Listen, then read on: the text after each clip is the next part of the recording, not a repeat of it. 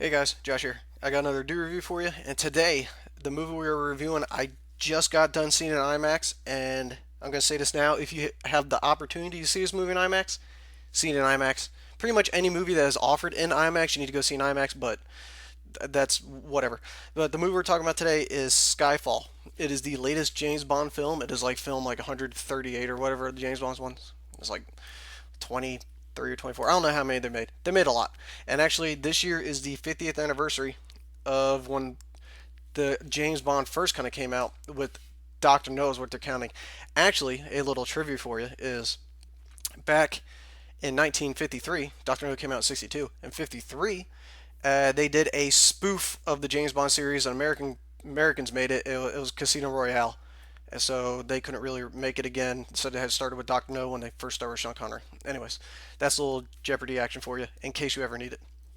So, Skyfall. This picks up where what the hell was the last one? Quantum of Solace left off.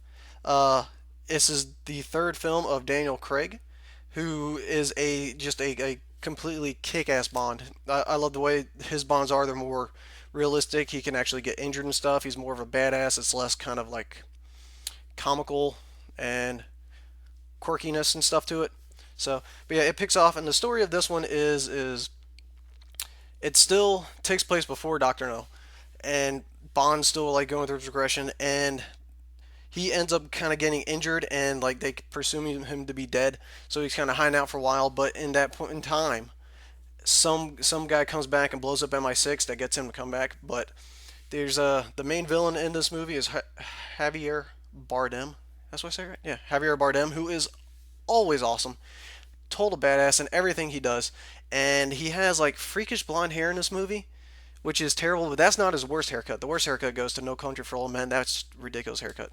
But yeah, Javier Bardem is he used to be a former double O agent who ended up kind of being captured, and M traded him for like six other captive operators, and he tried to take a cyanide pill and kill himself, which is what the spies are supposed to do when they get caught.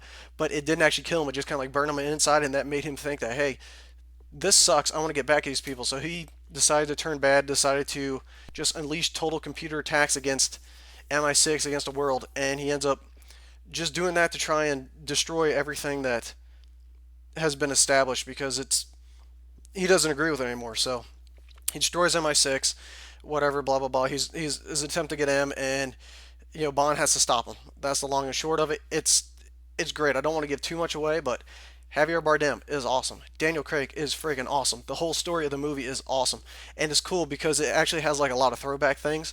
Like there's a new Q in this movie, and he's making a joke. Is like, well, what were you expecting? A bomb that a pen inside a bomb inside a pen or something? And he goes, we don't do that stuff anymore, referring to Goldeneye. And then when James Bond's like actual car here is the original DB5 Aston Martin from Thunderball with the ejection sheet and all that shit. And then at one point he says, "We're going back in time," and they go driving into Scotland.